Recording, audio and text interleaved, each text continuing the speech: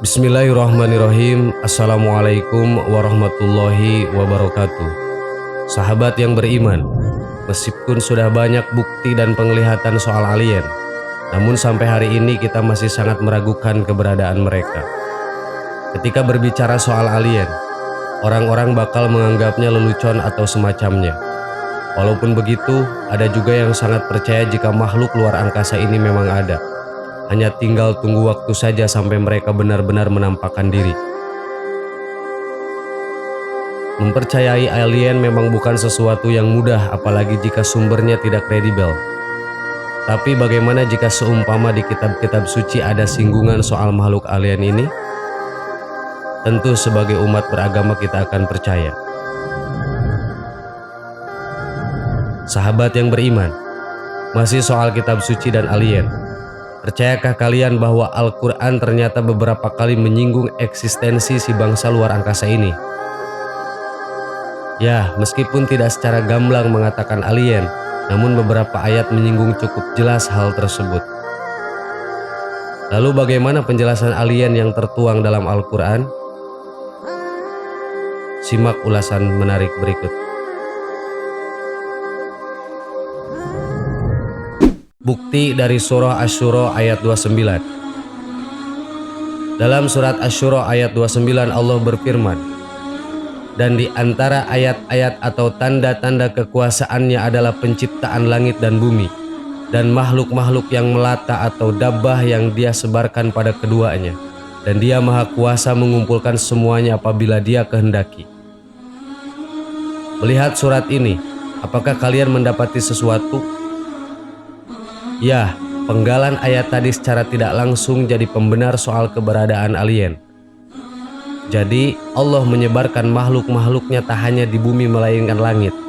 Langit ini bisa direpresentasikan dengan banyak hal, termasuk juga alien yang notabene tinggal di luar bumi. Untuk lebih dalam lagi, kita bisa mengkaji ayat tersebut kepada para ahli tafsir. Bukti dari surah Ar-Rahman ayat 29. Tak hanya Asy-Syura ayat 29, alien sepertinya juga disinggung dalam Ar-Rahman ayat 29 yang berbunyi, apa yang ada di langit dan di bumi selalu meminta kepadanya, setiap waktu dia selalu dalam kesibukan. Kalimat yang kita garis bawahi dari ayat ini adalah apa yang ada di langit dan di bumi selalu meminta kepadanya. Lagi-lagi Al-Quran menyebutkan apa yang di langit dan di bumi yang bisa kita artikan sebagai alien. Antara langit dan bumi adalah tempat yang luas di mana di situ terdapat planet-planet. Di ayat ini tidak dispesifikasikan yang hanya ada di bumi saja, maka kita bisa berasumsi kalau ada yang lain selain manusia. Tapi lagi-lagi kita harus kaji lebih dalam lagi ayat ini agar bisa makin memantapkan keyakinan. Bukti dari surah Ar-Ra'd ayat 15. Masih soal teori alien dalam Al-Quran. Hal tersebut juga disebutkan dalam surat Ar-Ra'd ayat 15. Allah berfirman, dan hanya kepada Allah lah sujud atau patuh siapa-siapa yang ada di langit dan di bumi, baik dengan kemampuannya sendiri ataupun terpaksa. Begitu pula bayang-bayangnya di pagi hari dan di petang hari. Sama seperti dua ayat sebelumnya. Surat Ar-Ra'd ayat 15 ini juga menyinggung yang ada di langit dan bumi. Lagi dan lagi kita bisa mengambil semacam kesimpulan kecil kalau ayat ini tak hanya ditujukan kepada manusia, tapi juga makhluk lain yang berada di langit. Siapakah mereka? Mungkin bisa jadi salah satunya adalah alien. Surat An-Nahl ayat 49. Bukti yang selanjutnya soal alien dalam Al-Quran bisa kita lihat di surah An-Nahl ayat 49. Dalam ayat tersebut dikatakan, dan kepada Allah bersujud apa yang ada di langit-langit dan bumi daripada makhluk melata atau dabbah dan malaikat-malaikat sedang mereka tidak takabur atau arogan.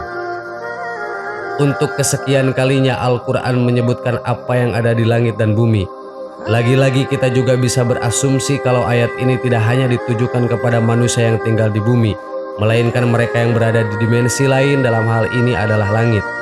Pertanyaan selanjutnya, siapa penghuni langit? Jawabannya bisa macam-macam. Dan kalau merujuk pada logika manusia, alien tentu masuk ke dalam salah satunya.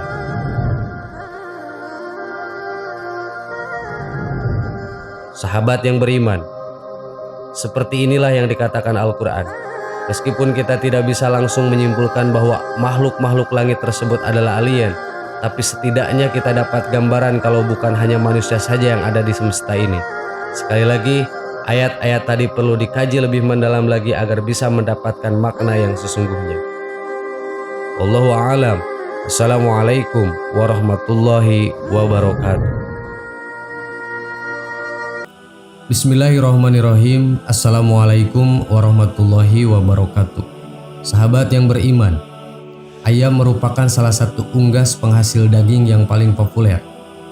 Dalam setiap kesempatan, ternyata hidangan berbahan dasar daging ayam sangat banyak diminati oleh berbagai kalangan. Nabi Muhammad SAW pernah memiliki kesan tersendiri terhadap hewan ini. Dalam sebuah sabdanya, Nabi SAW mengungkapkan bahwa ayam adalah hewan yang bisa mengetahui kedatangan malaikat. Bila engkau mendengar suara ayam jantan, maka mintalah karunia kepada Allah karena ia melihat malaikat. Sedangkan bila engkau mendengar ringkikan keledai, maka berlindunglah kepada Allah dari setan karena dia melihat setan.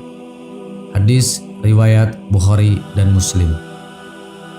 Saat sabda ini diturunkan hingga manusia terus mengalami perkembangan berabad-abad, mungkin sabda ini hanya dianggap sebagai kelebihan ilmu pengetahuan yang dimiliki Nabi Muhammad SAW yang ia dapatkan dari Allah Subhanahu wa Ta'ala. Namun pengetahuan Nabi Muhammad SAW ini ternyata dibuktikan secara ilmiah oleh para ilmuwan abad ini. Sebuah studi dalam jurnal Public Library of Science 1 tahun 2010 menemukan bahwa ayam memiliki kerucut retina tambahan dibandingkan dengan manusia, yang memungkinkan mereka untuk membedakan warna tambahan. Para ilmuwan di Washington University yang dipimpin oleh Joseph Corbo mengatakan kemampuan untuk melihat warna berasal dari sel cahaya sensing khusus yang ditemukan di retina.